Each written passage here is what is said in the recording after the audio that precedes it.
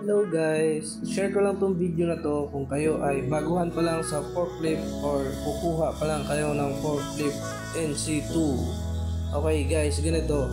Pag nandun na kayo sa assessment, ikot muna kayo. Kung kayo ay sasampa ng forklift, importante ang 3-point contact. Ito po yung 3-point contact.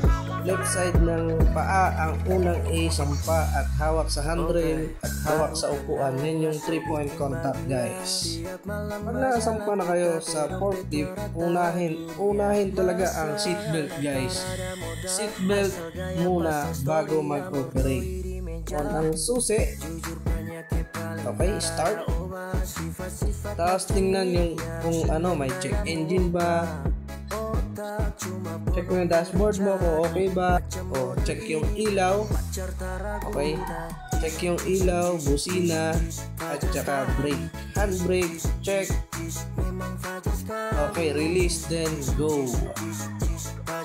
Dapat malawak ang estimation mo sa pagpo-forklift.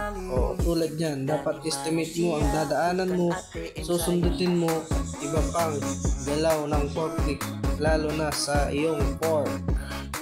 Dapat kitang-kita mo kung ano ang susundutin mo sa iyong fork kasi delikado ang fork pag iyan ay nakatusok, mga katusok.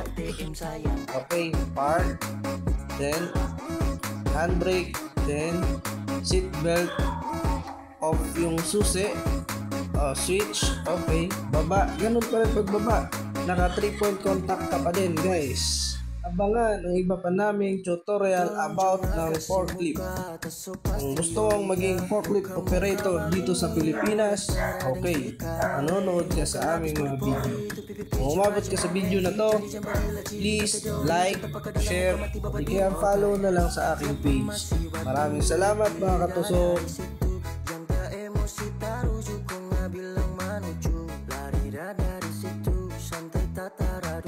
Santai tata